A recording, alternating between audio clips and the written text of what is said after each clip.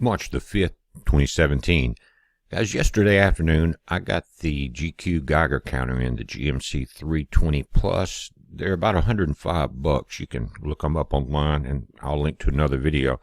As I took it out and opened it outside, and it comes with a plastic card with like a key ring loop or hole in it, and it gives you the different levels of counts per minute, milliservants, microrads, things like that, and to show you where you're into your dangerous levels. Now, this is a very preliminary video. As I'm opening this up, it comes with a small CD that you can put in your computer, download the software so that you can interconnect your meter with their Whirl meter if you choose to.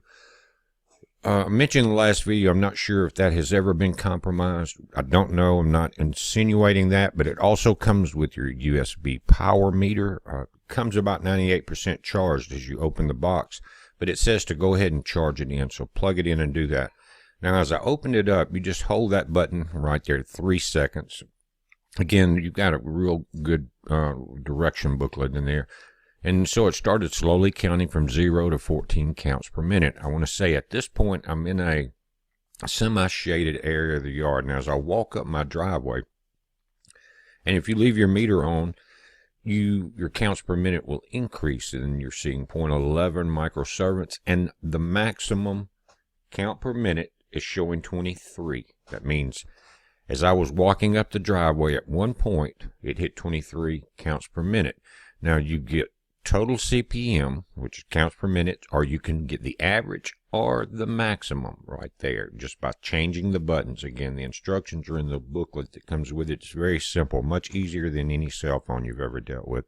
Again, you can go from your maximum CPMs to your average and to your total count. Here we're at 23 as I'm getting up in the sunnier area of my driveway, and I switched the button to say total counts, and it's been 169. This was in about a 5-minute period.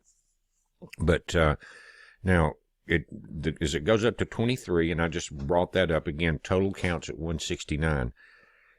As I got into the sunny area, counts per minute went up to 24. You can see that I've switched also, and this one's hard to see, guys, and as I learn more about the meter, I will get a little better information up. But counts per minute coming back down into the shade, 16. Now this again, back into the shade, counts per minute, 16. Millirads is 0.010 per hour. Maximum count per minute, 24, and that's the highest I encountered over this 5-minute period. So for Central Mississippi, that's what we're getting. Now, if you go back to the card that comes with it, it's a very hard plastic card, like a credit card, so it will last. But 5 to 50 in the green is normal background. I know it's a little hard to read. 51 to 95, medium level. Check the reading regularly. 100 is high level. Closely watch it. 1,000, very high. Leave the area as soon as possible. 2,000, extremely high. Evacuate immediately. Gives you some information there, guys, and they have a website that has videos, explanations, and things like that. Now, it's important because if you look at the time stamp of what I'm about to show you on this map, 1999, we're going to go through a solar maximum down to a solar minimum that we're seeing now. The red areas indicate where the magnetic field is very strong. The stronger the magnetic field, the more it blocks gamma radiation. You understand what I'm saying? And you have solar radiation, then you have external cosmic radiation also. The blue areas are where it's very weak, and as it opens, as we go through the time scale, a couple of things are happening. The blue area is getting larger. Notice over South America, Africa, very exposed. And notice in North America, guys, along California, Mexican border, Florida, Mississippi, Louisiana, we're being more and more exposed to the radiation, and you can feel it on your skin. Believe me, I know. The white dot indicates a magnetic north, where your compass points. Notice as we go through this time scale how much closer that white dot gets to the very center of the geographic north. And I can't help but be reminded how the earth has been shaken in the past. But when we're dealing with 1,000-year millennium, guys, and the perfect earth, that we're going to see for that 1,000 years? Will it be when we go back to true magnetic north and matching geographic north, and the seasons are all balanced? Everything's calm. There's not climate chaos. Just something to think about. But again, your left side over North America getting weaker over this period of time, smaller, less protection. This, again, let's look at the globe. At the top, notice the magnetic north is moving much quicker than the magnetic south pole. And they're saying about 25 miles per year on the North Pole, guys.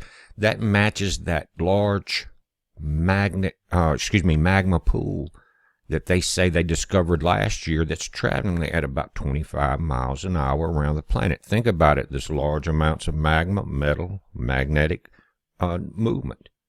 Now, an antipode map, guys, is a map that will show you the exact opposite part of the Earth from whatever point you're on. It goes straight through. And these are not antipodal north and south poles. They're not straight across from each other. Again, this balancing will be something to watch in the future. Now, they've added something on this map. This shows over the last year 12.5% increase in cosmic radiation. These are from balloon flights. But notice the red line has been added not only from Bishop, California, but now from Finland. And they match increased cosmic radiation from the balloon flights with the meters above them are showing a worldwide increase, especially Northern Hemisphere. And guys, if you look at the auroras, you can tell a great difference in some of the peak nights. Now, in the last week, we've been going through a 600-mile-plus-an-hour solar wind stream because of the coronal hole.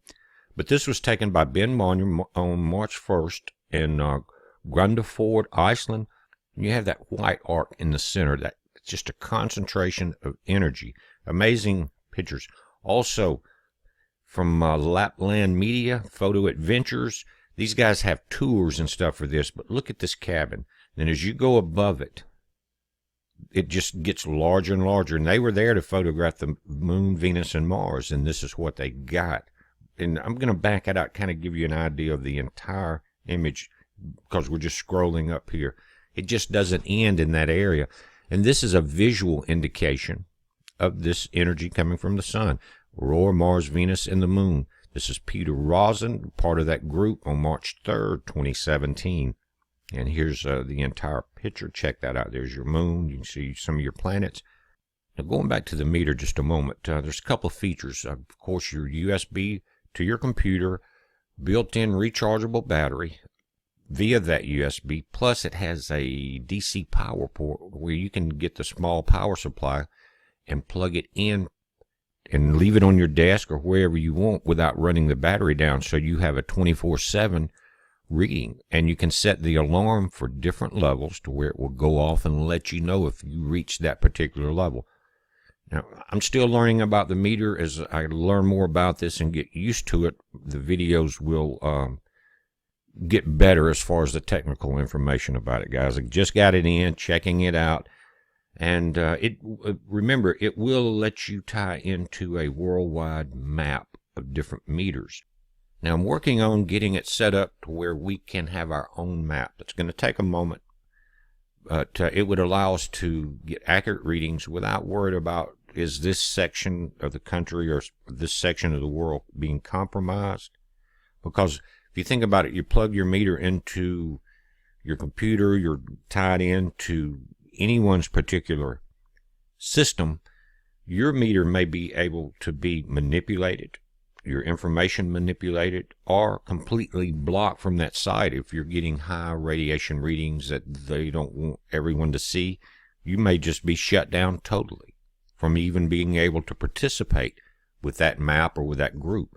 We're going to try to avoid that. I have been working on it. I haven't got it figured out exactly, but guys, now you can send in the comments of this video if you've already received your meters, and many of you have because I've gotten mine and I ordered mine the same day. Many of you said you were when we did the video a week ago about this.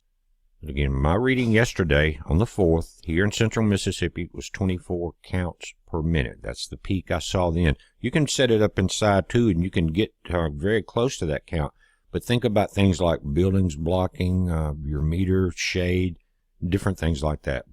And I noticed as I moved just a few feet through my driveway, it would change. So play with that also. Move around some and watch the meter. You may get a totally different reading in one area than you do another. So I think the movement kind of is important, even if you're on the inside of your home. But we're watching it. It's a heads up. Be safe.